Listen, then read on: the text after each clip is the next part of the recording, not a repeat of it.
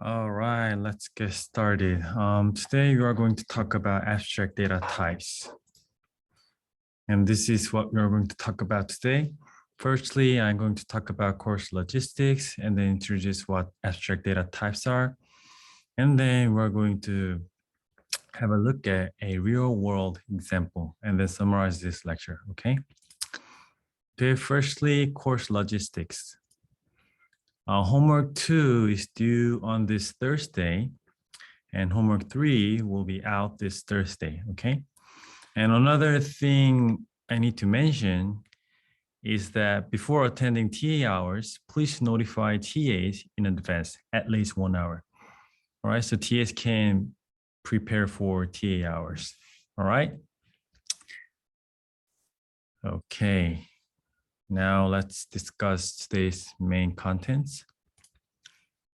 So what is an abstract data types? An abstract data types, or simply just data type, defines the operations in the data supported by an object. In other words, abstract data types, or simply ADT, is a concept similar to mathematical concepts such as functions, sets, or sequences. Thus, classes are the Python representation for ADTs. Here I mentioned that ADT defines the operations and data supported by an object, and classes are templates for objects. So classes are the Python representation for ADTs, all right? In this course is called data structures. And why do we care about ADTs and what are the differences? Before discussing that, first let's talk about what are data structures again. A data structure is an implementation of a data type. And a data structure is an object that provides all the operations defined by the data type with the correct behavior. So you can think the abstract data type is something we imagine, and a data structure is what really exists, okay? And there are multiple ways to implement one data type. And what are the differences between ADT and DS, data structures? The definition of ADT only mentions what operations are to be performed. So ADTs are about what operations.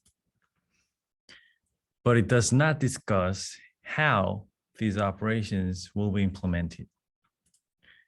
So how to implement an ADT corresponds to a data structure. To summarize, ADT corresponds to what operations are to be performed, and a data structure corresponds to how to implement a data structure, an ADT, okay? So an ADT does not specify how data will be organized in memory and what algorithms will be used for implementing the operations. It just defines what operations it has to perform, okay?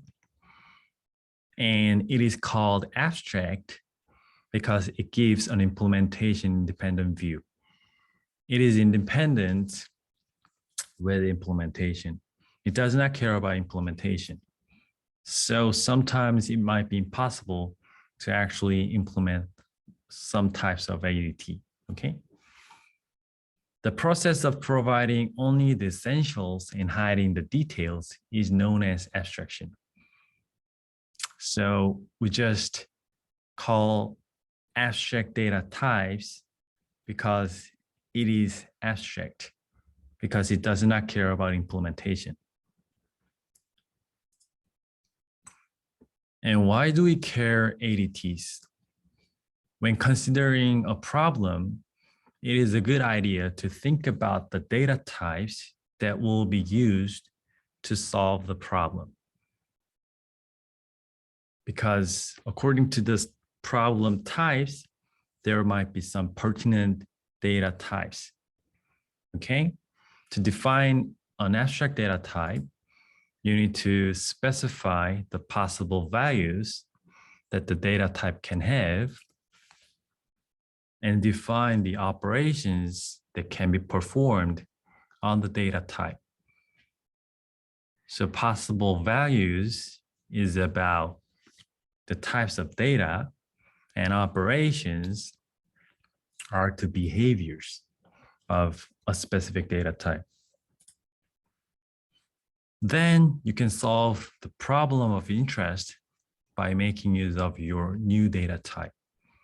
This is how you can design your own data structures or data types. And when you are designing a data type to solve a problem, you don't have to think about how you are going to implement that data type. You just design the best operations and best type of values to solve the problem at your hand, okay? Or sometimes you can change the implementation of pre-existing data type, and you can upgrade conventional data types for your problem, okay? All right. So we've discussed about what abstract data types are. And now let's have a look at a real world example. Today, we're going to have a look at a day calculator. So what is a day calculator? Day calculator, for a given date, we sometimes want to know what day of the week is it? Or when we are given 2 dates, we want to know how many days lie between them. Or given a date and a number of days, what date is that many days before or after the given date? Okay. And to solve this problem, solve this specific problem, we define an abstract data type called date as follows. So these are some functionalities. The first one is instructor, a constructor that is going to create a date object, and day function will return the day, and month returns the month of the date, and year returns the year. And day of week function returns the day of the week as a number. So 0 is Monday and 6 is Sunday. And num days, which takes other date as an argument, returns the number of days between the 2 dates. So it compares the current number with the other date, okay? And advanced by function, which receives an argument and returns the date which is n days further or earlier if n is negative, okay? So these are some functionalities of our abstract data type date to solve our problem. Another thing we want to do is comparing dates using these equal operation and comparison operators. All right? And let's implement our abstract data type.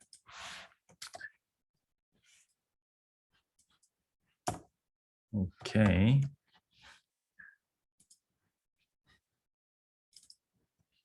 This is our first implementation.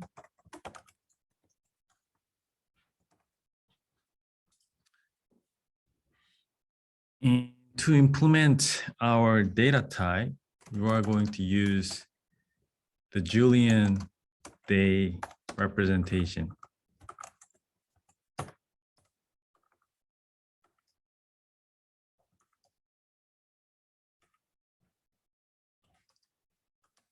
This Julian day representation converts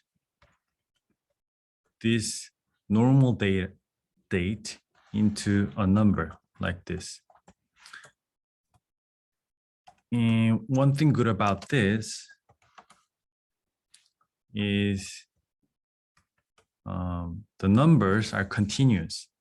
So let's say this number is this, and this date is going to be +1. So this Julian day representation is very useful for engineering applications. In fact, astronomers use this representation a lot, and many computer systems use this Julian day representation. And it is also very good to compare dates. So let's say this is date A, and this is date B. And when we want to calculate the days between these A and B dates, it's very hard to calculate when it's in this form, this normal form. Let's say this one is a normal form or a normal representation. But when we convert this into Julian representation, this becomes very simple. We can just convert these two dates into Julian dates, and we can just conduct minus operation, and it will give the dates between these two dates very simply. All right. You don't have to worry about this Julian representation because I'm going to give you the function to convert normal representation into Julian representation and Julian representation into normal representation. Okay, so don't worry about them. All right, and let's implement our date object. The first thing we want to implement is the constructor as we defined. It's going to receive year, month, and day, and it will save year,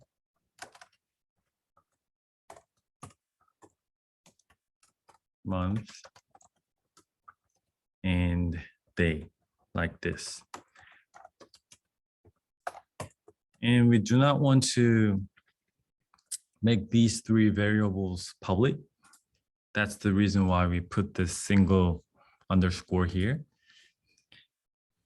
And the users can access to these three class attributes by calling year function like this, and it will return self.year like this. So this is for encapsulation. And I'll also implement month function, which will simply return the stored month. And the last thing I want to implement is day. All right. And in the previous lecture or Python primer class, we talked about stir function.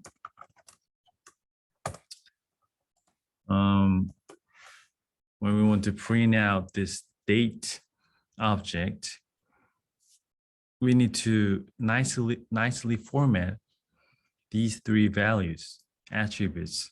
Otherwise, it's going to be very hard to read or understand. And this is how we are going to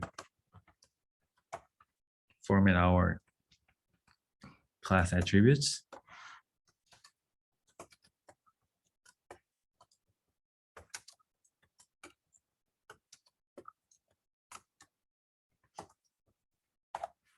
All right.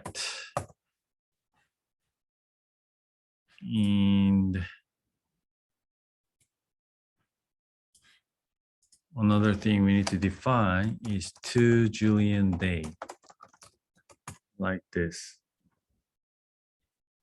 And I promise that I'm going to provide this function, and you don't have to worry about how this actually works. Just except that this function will convert the date stored in this object into Julian date, okay? Julian date representation.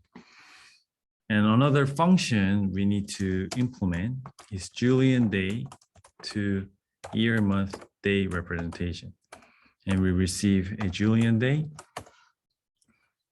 In this one, we want to make this function general. So it does not, it is not bind to this date object, but rather it is just a similar to normal function. And this one is implemented in this way. Don't worry about this implementation. And if this function is not bound to this object, date object, what we can do is put this static method sign here. It is called function decorator. If you put this sign here, then this function can be accessed without calling this object. I'll show you an example. All right. Now we have these two functions. Two Julian day function. This one converts the saved date into Julian day representation. And this Julian day to year, month, day representation function converts given Julian day representation into year, month, day representation, okay? In the class slide, we said we are going to implement this function, day of week function.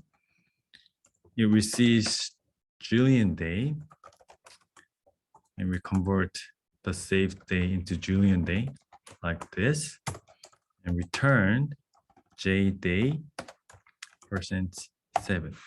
So Julian day is very, very efficient to calculate the day of week because we just need to calculate the remainder of Julian day. Okay, this is very simple. And we want to calculate the num days between the current, the saved, the stored date and other date like this. And what we can do is we first convert other date into Julian date like this. And take the minus operation, take the minus of the current date like this. So this is very easy way to implement this num days function. Okay, this is the reason why we use Julian day representation. All right. And we can also implement another function, is leaf year.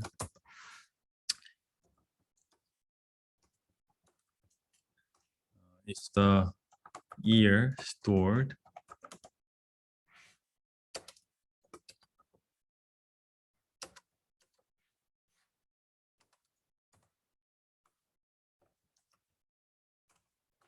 In Korean, it's called Yunyeon. It's very easy to calculate. All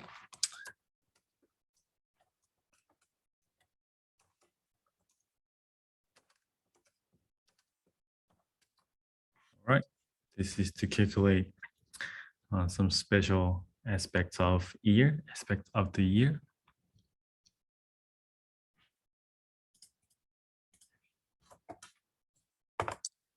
All right, this is how we implemented our date object. Okay, let's run this code block.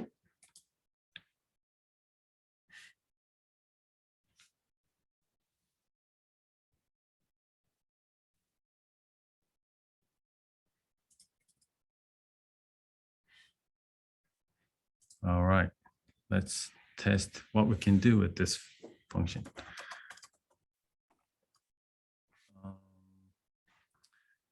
Let's say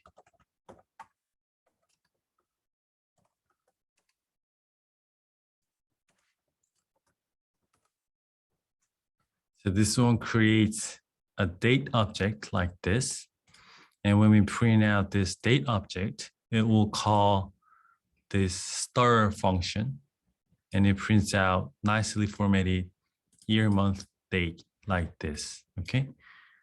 What happens when we comment out this code block and run the same code,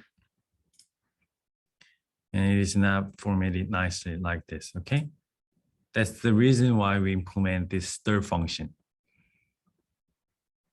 It is actually not for machines, but for humans to understand the object, okay? So this is one of the special functions we discussed in the Python primer class. And let's run this function again.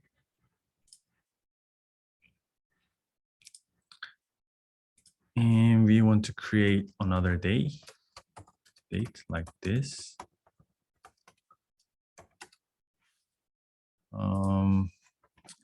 And what we can do is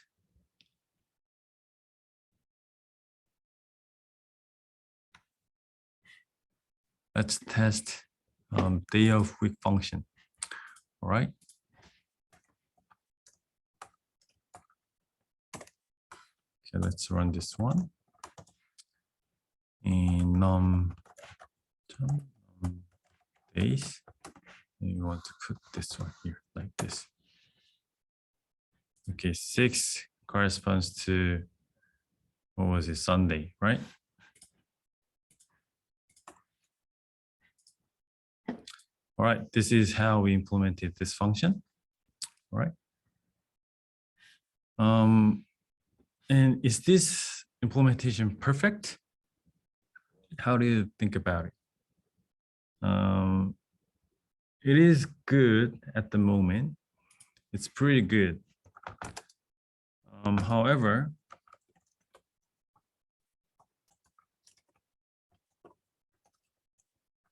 we can implement our date, the abstract data type in some other ways.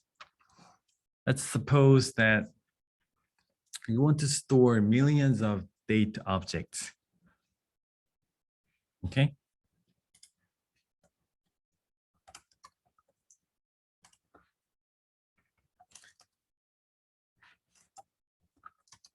Suppose you want to store millions of date objects.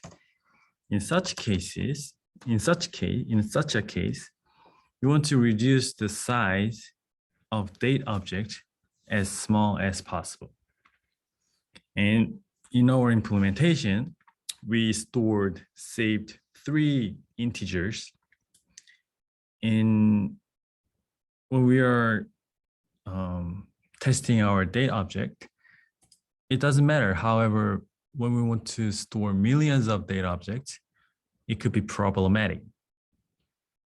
And one alternative implementation is, what about just saving just Julian day, just one number? Wouldn't it be enough? It turns out that it's actually enough. So let's implement our alternative version. Here, I would like to take out the Julian day to year, month, day representation and 2 Julian day representation outside of the class. And let's implement our date object again. The first thing is first, that is the constructor.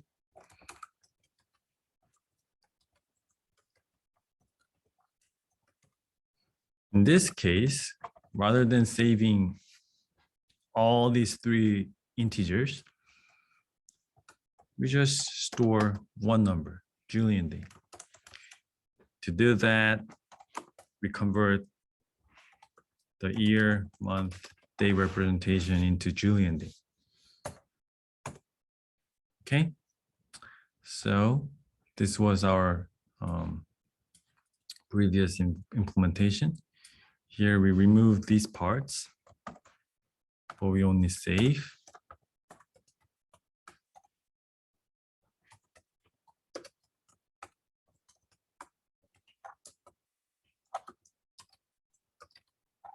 Okay, like this. And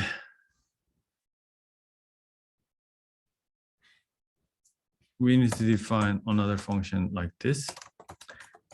We need to convert our Julian day representation into year, month, day representation again. In this case, we return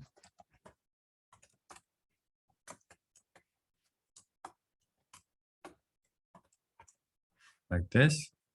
And what should it do about this year, month, day function?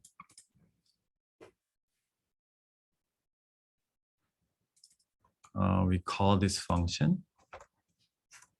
And the first element is going to be year. So we convert this one as this one. And because we do not store the month variable or attribute,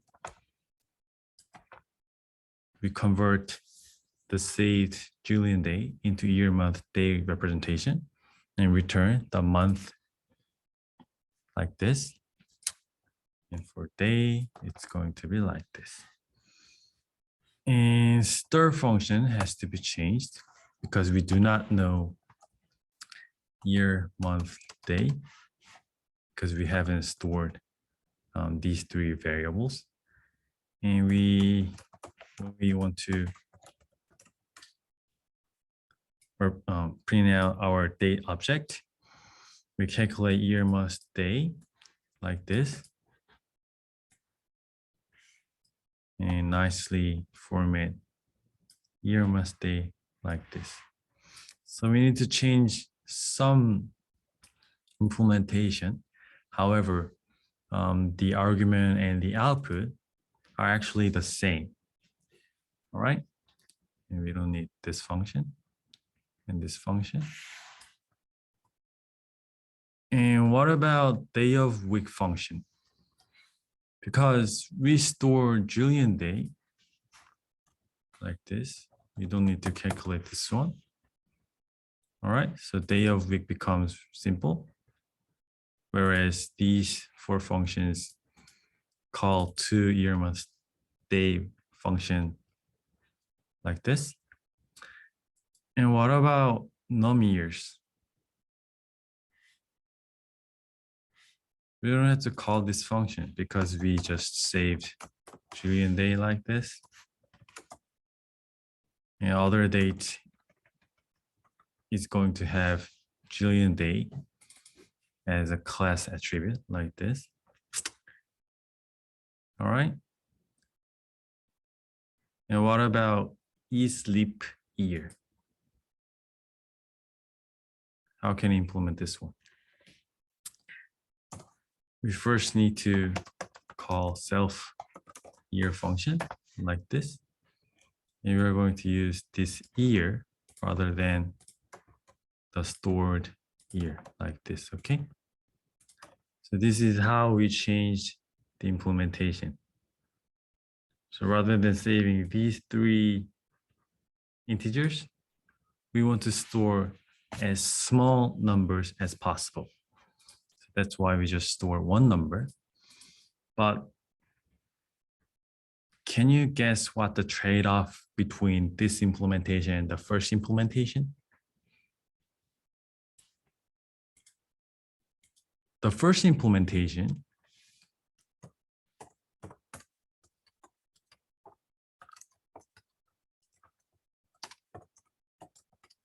used 3 times memory space. Then the second implementation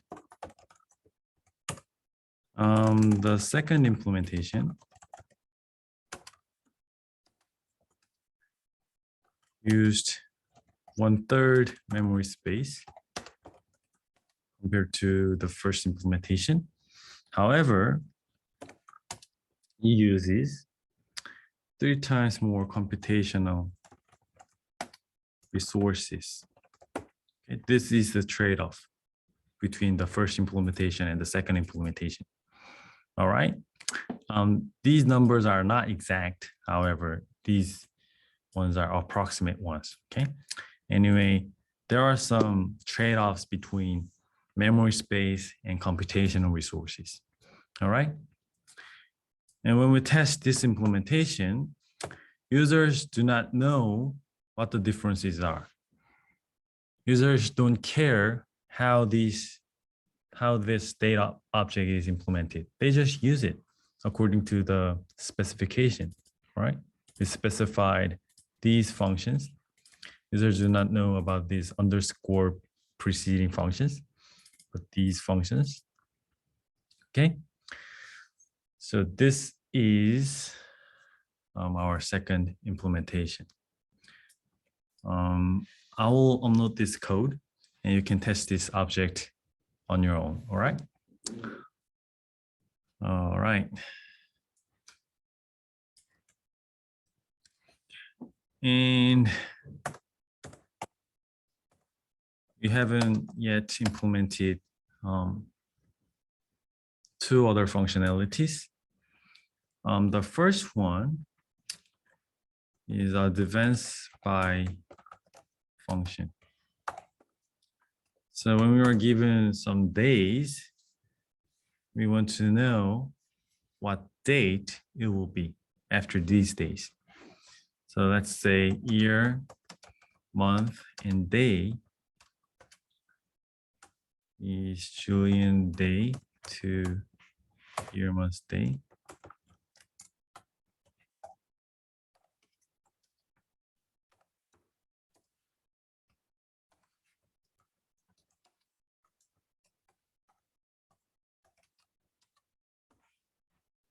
So this one is like, what is the date after 30 days or 40 days? And this function calculates this one. And implementing this functionality becomes very simple when you use Julian day representation. You just add days to this Julian day representation and convert this number into year, month, day representation. Then it's going to be the day we want, okay? Sometimes 140 like this, right? So this is another functionality. And the last functionality we want to implement is comparing functionalities. So let's say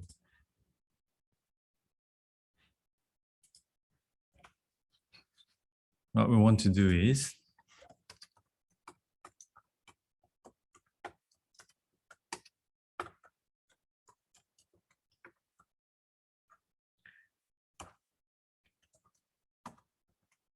when we create these 2 data objects, we want to compare whether D1 is equal to D2.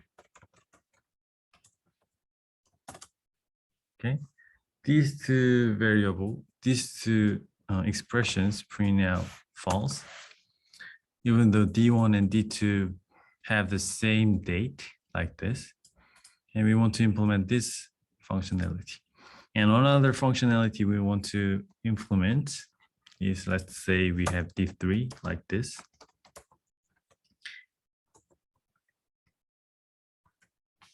And we want to compare like this.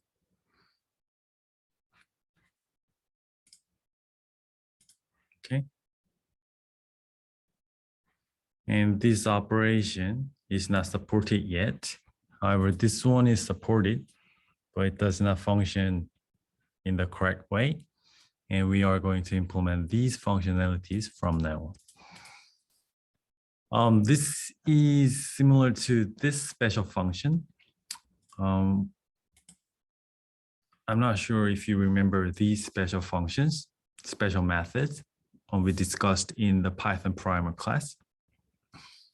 You don't have to know all the special methods. You just need to know the special methods discussed in this class. This is another special method that I'm going to introduce in this class. When you implement this eq function preceded by 2 underscores and ends with 2 underscores like this, and I told you that these types of functions preceded by 2 underscores, function name, and ends with 2 underscores,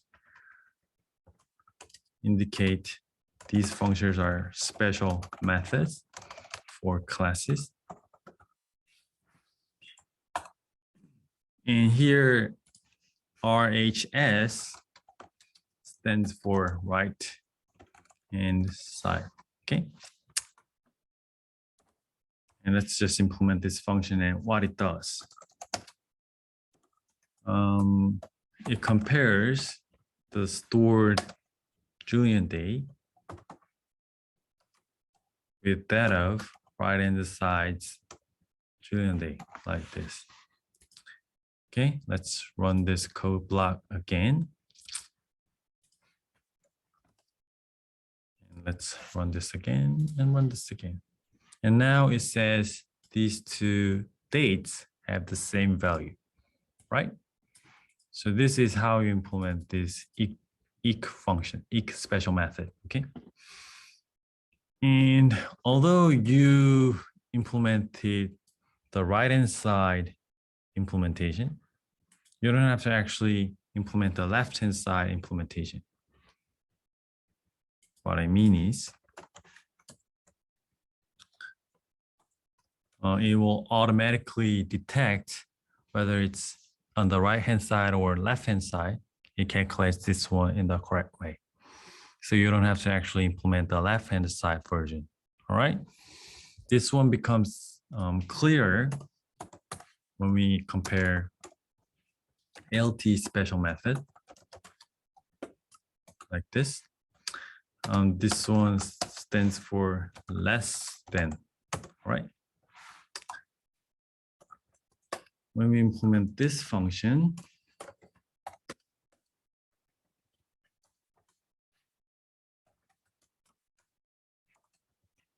like this. Let's run this code block. This one again.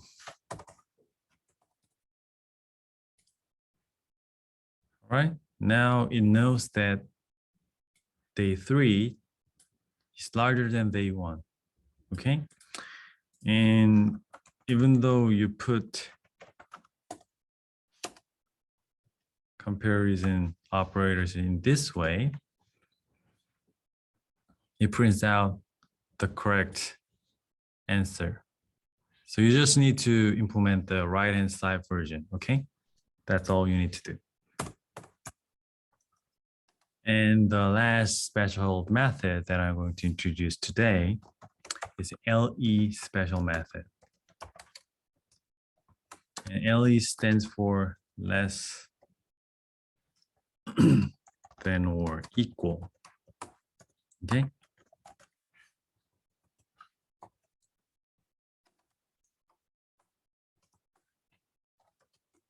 Like this. Right. This one is very simple to implement.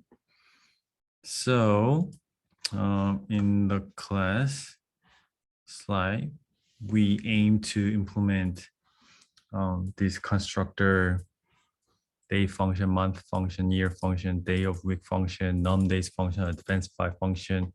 And we also wanted to implement comparing functionalities like equal operator and comparing operator like this. And we implemented all these functionalities All right. So are we done?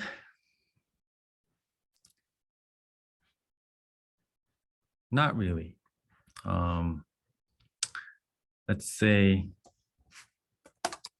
we want to create an object with invalid dates, like let's say it's 2022 in April 40, like this.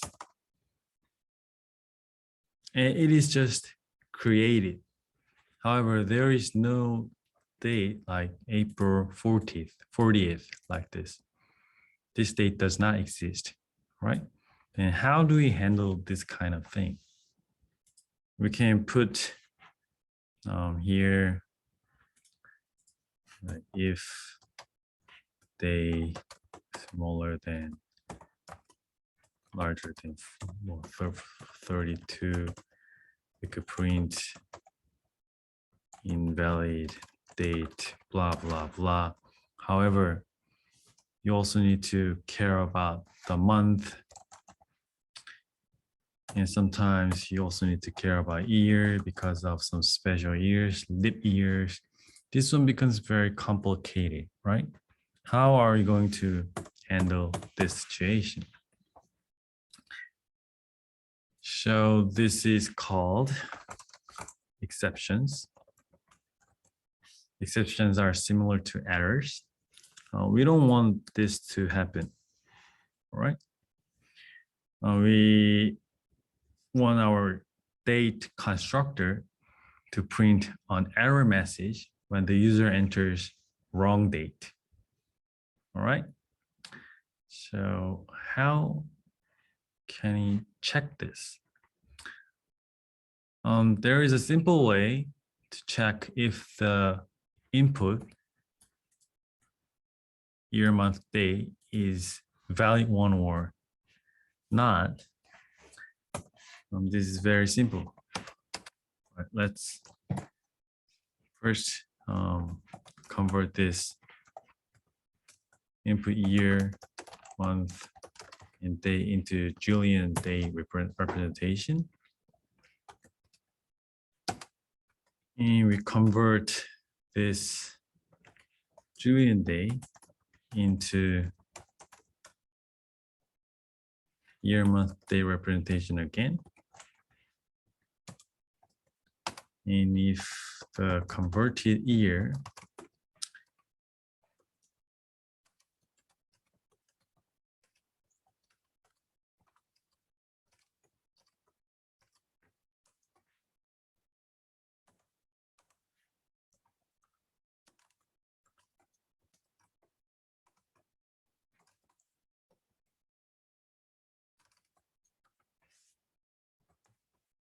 so we first convert our input year, month, day into Julian day representation and convert this Julian day back to year, month, day representation. And if these two does not equal, then that means this value, this date is invalid, all right? And if that happens, if the user enters wrong or invalid date, then we need to raise, you can use this keyword raise to raise value error, all right? And it will print out that you entered invalid date. Otherwise, it will normally function as before. And let's check what happens. So when you call this function again, it will raise an error. So you entered invalid date. So this message appears here, all right? So this is how we check some invalid inputs. All right, so this is one way to handle error, but sometimes this is not the only error we encounter when we do programming. And let's have a look at some other exceptions.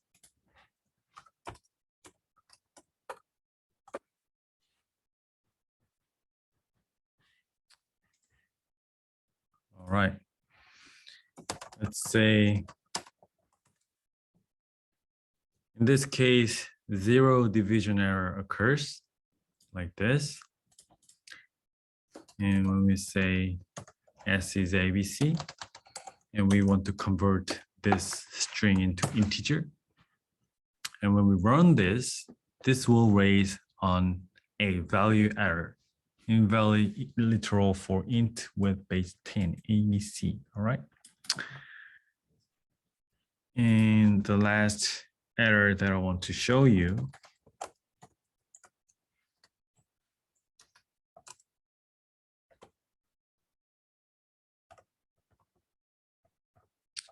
in this case,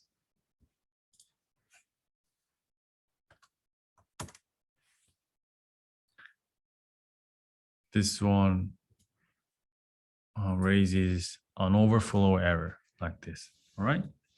So there are various types of errors, and these all errors are implemented by Python developer.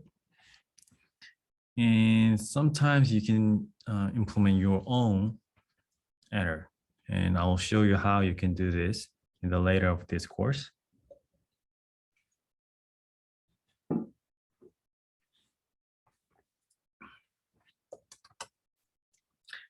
And what we can do with these errors is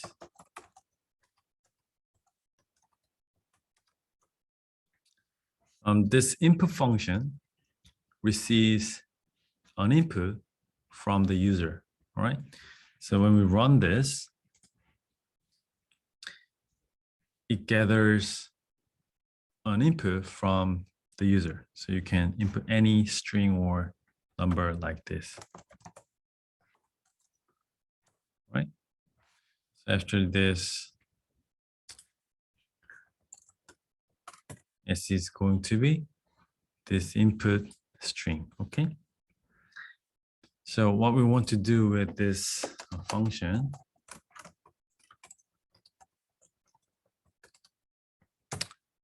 is when error occurs, we don't want our program to terminate, but rather it handles the error and smoothly performs. Okay, so we don't want our program just terminate, but it just goes on. We want it to go on continuously, smoothly. Okay, in such case, we use try like this, and we want to convert this string into integer. And let's say you entered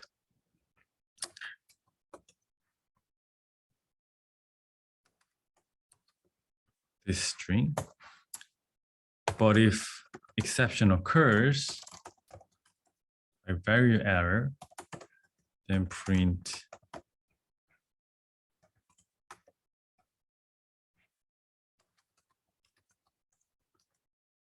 like this. So let's look at what this code is about. Code means we want to receive an integer from the user, and we convert it. And if it successfully converts this int constructor, successfully creates an integer object with this string entered by user, then it means the user entered a correct form of integer. In such case, we run this expression. So that's what this try is about. However, user can enter some wrong numbers like string. In such case, it will raise an error, like value error, because integer constructor will not be able to convert the string entered by the user into integer. In such case, we'll run this part. And we call this except block handles an error. or exception, right? And let's run this and see what happens. So we want to enter integer like this, 45. Then it says you entered 45. What if we enter string like this? And it just prints out stir, which I entered, is not a number, all right? And we want to receive multiple numbers like this. Enter 3. Okay, this is not what we wanted. All right. So this is how we use try and except block. All right.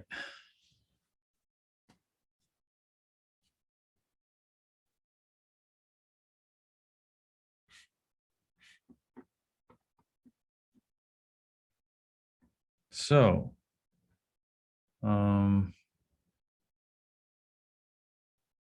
another thing we want to talk about exception is sometimes exceptions might not happen where we can see them. What I mean is, let's say we have this test function.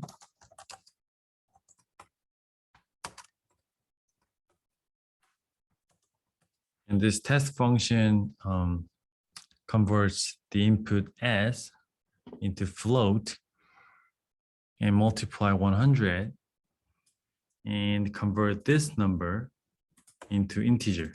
All right, this is test function. And another function show receives s. However, sometimes s might not be what we intended or what we wanted to receive. And to handle the error, we use this try and except block like this. Okay. And we want to print s like this.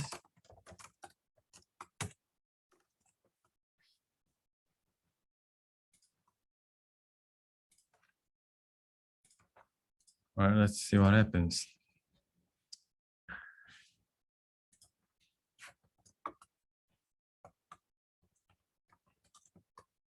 Let me run this.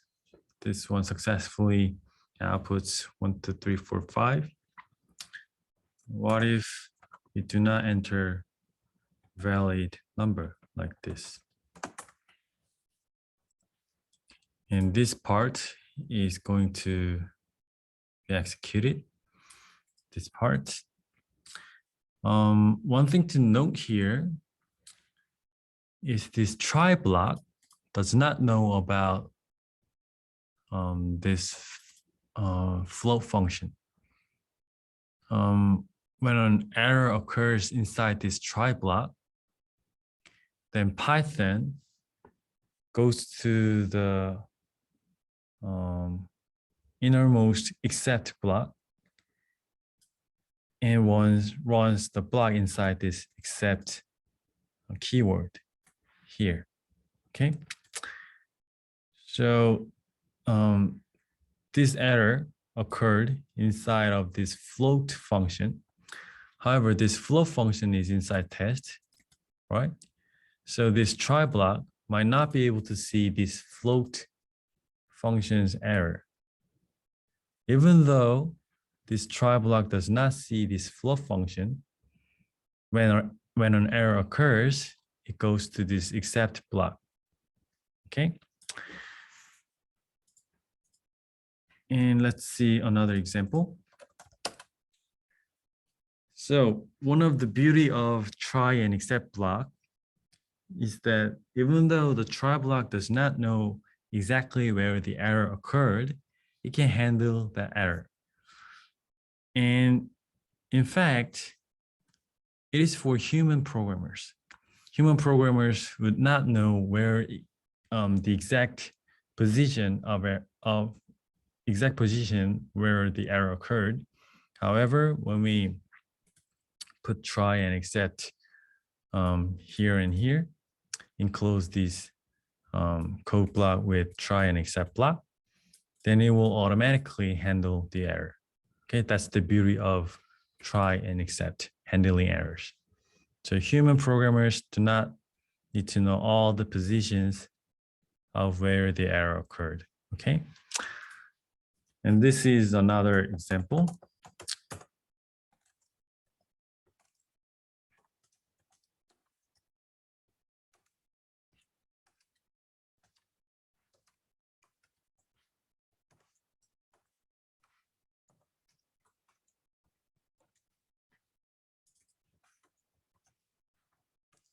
This is Fn, and this one is Gn.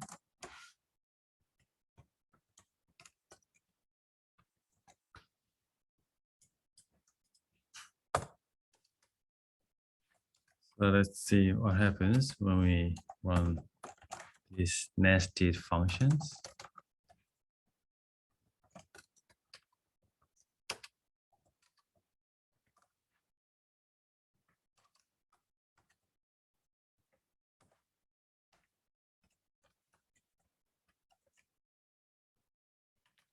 So we'll print out some strings to track what happens inside try and except blocks. And we will define main function. All true, we receive some number like this.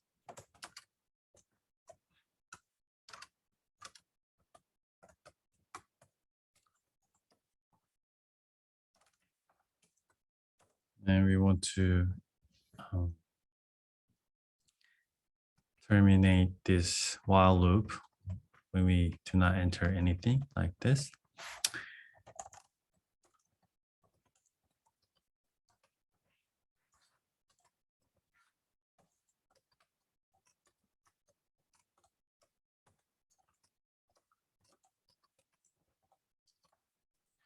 So this is our try block. And this one says the statement must have at least one except or finally clause. So if you do not enclose this try block, if you do not enclose this try block with an except block, then it's going to throw an error. Okay. And another thing I want to show you here is you can handle different errors in a different way. So when value error occurs, you could say, please enter a number. And if 0 division error occurs,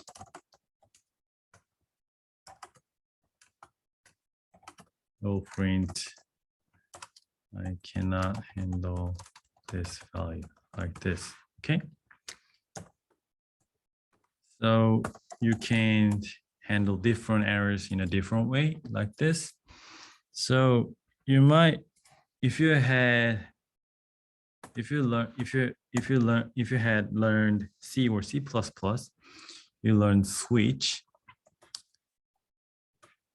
And there are some cases like this. So this one is similar to this switch and cases. So it handles different errors in a different way, like this, okay? So let's run this code and see what happens. So let's enter 12. And the try block begins here. And we successfully converted this 12 into an integer and put this value into f function. And f starts here, like this, f starts.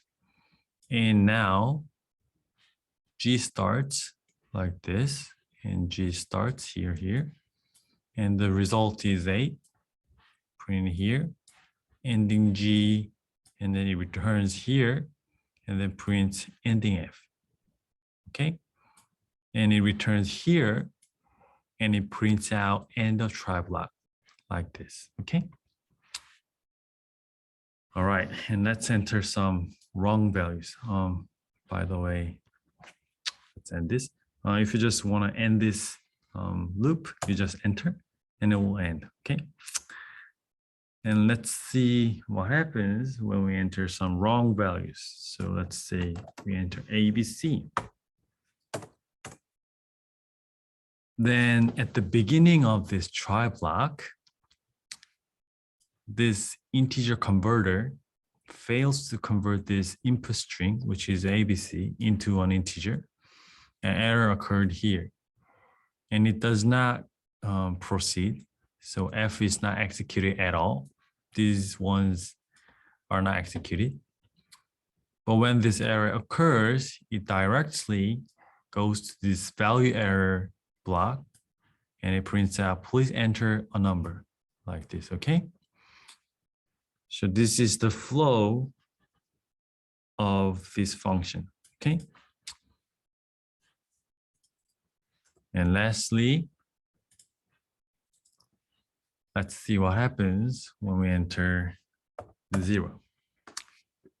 So this try block is executed. So the print beginning of try block is printed out here. And it successfully converts the input string, which is 0, into an integer 0. And it goes into this function f, and function f prints out starting n.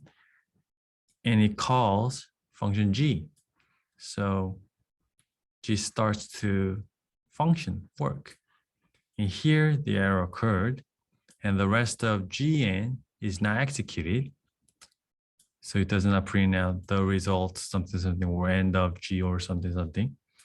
But it stops here and goes to the corresponding handling part, which is this one, because 0 division error occurred here. And it prints out, I cannot handle this value like this, okay? So when an error occurs inside this try block, the corresponding except block will be executed, okay? So when we entered ABC, value error occurred. So this block was executed. When we entered 0, 0 division error occurred. And this block handled the error. So we can add like other error handlers like this.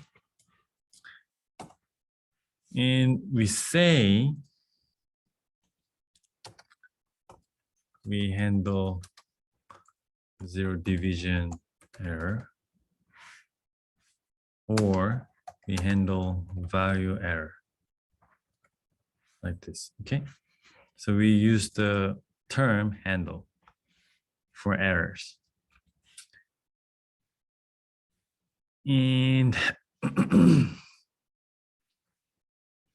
so far, we have just, and we can also say we catch 0 division error or value error. We handle or catch. We use these vocabularies, okay? Well, so far, we've caught errors raised by other functions we haven't implemented. However, sometimes we want to raise our own errors. Actually, we did this in this date object. We raised this value error when we did not accept the valid date here. And this is how we can raise our own errors. So let's say if the beginning of date is like 0 year January the 1st, and if you want to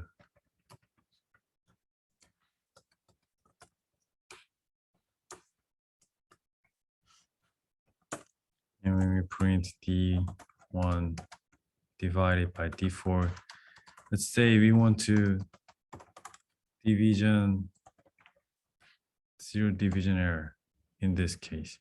In such cases, we can use raise zero division error like this, okay? So this is how we use raise keyword. This is just an assumption. This is not the fact, right? So this is how we can actually raise our own error. So let's say we do not want to handle negative numbers. In such cases, let's modify this function a little bit. So if this g function receives some negative number like this, then we want to raise value error. And we want to provide an error message like this.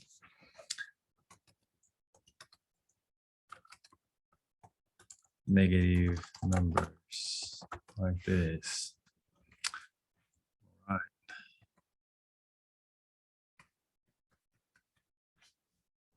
So the other things are pretty much the same. So when we run this,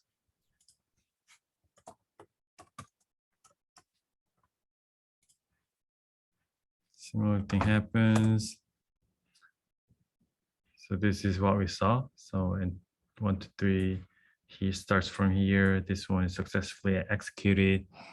F function is called, and then G function is called. And when G returned here, then F returned.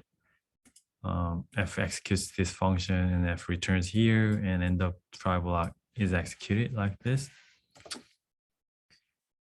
And when we enter like negative number, and this one will print out something went wrong.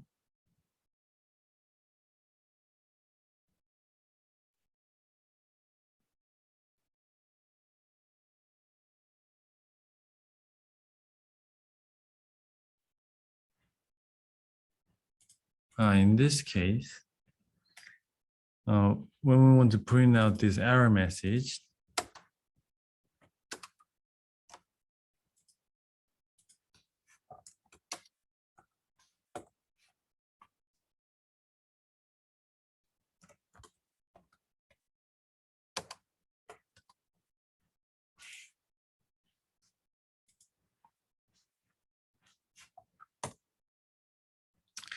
so we want to receive this error message and print out here. In this case, we receive this value error as E and print out this error here. Then we'll print out the received message. We can handle negative numbers here like this, okay? So this is how you can raise your own error and print out the error message where you want like this, okay? So be careful about this. All right. So this is how we can raise our own errors. And the last thing that I want to talk about today is defining your own errors. Let's say you want to define a special type of error for your programs. In such case, we are going to use inheritance and inherit the exception object,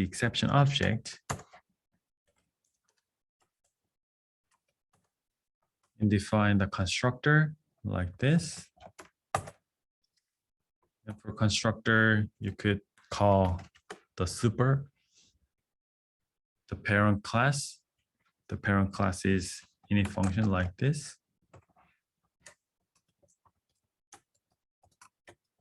You can pass your custom error message like this, okay? And let's see how we can use this custom error object.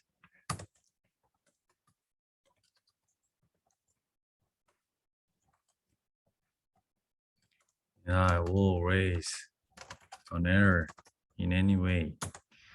And whatever value we receive, we're going to raise my error like this. And try block should be enclosed, entailed by, followed by except block. And we are going to handle my error.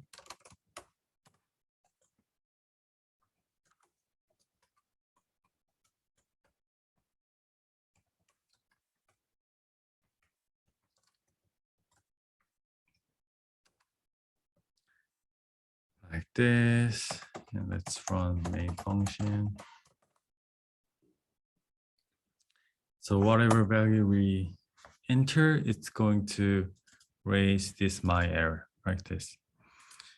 And another thing you need to be careful about is when you enter some wrong values to convert the value into integer. And this invalid literal for int with base 10, which is string, this value error is not handled. All right. So in this case, the program will be will terminate. So you need to put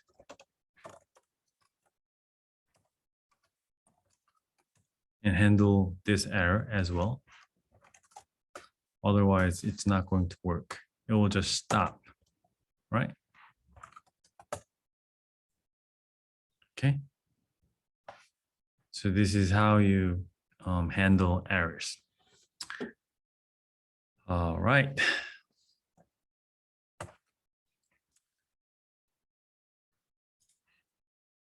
So that was all today. Let's summarize today's lecture. Today, we introduced abstract data types. So abstract data types are actually concepts similar to mathematical functions, sets, or sequences. And we compared abstract data types and data structures. So abstract data types corresponds to what, whereas data structures correspond to how. So abstract data types talk about what we are going to do. So what kind of data we can handle and what operations we can do on those data. Whereas data structures care about how we can implement those abstract data types. And after we compared abstract data types and data structures, we also discussed one real world example. We implemented the date object. Actually, we implemented the date object in multiple ways. And we saw some trade-offs between computational efficiency and memory storages. And lastly, we covered exceptions in Python. Exceptions are very, very crucial for any user programmers. In fact, programmers spend their 20 of developing time for implementing or realizing the functionalities described by the user, and 80 of their developing time for writing exceptions. So exceptions are very important and crucial for developing any programs. All right. All right, that's all for today.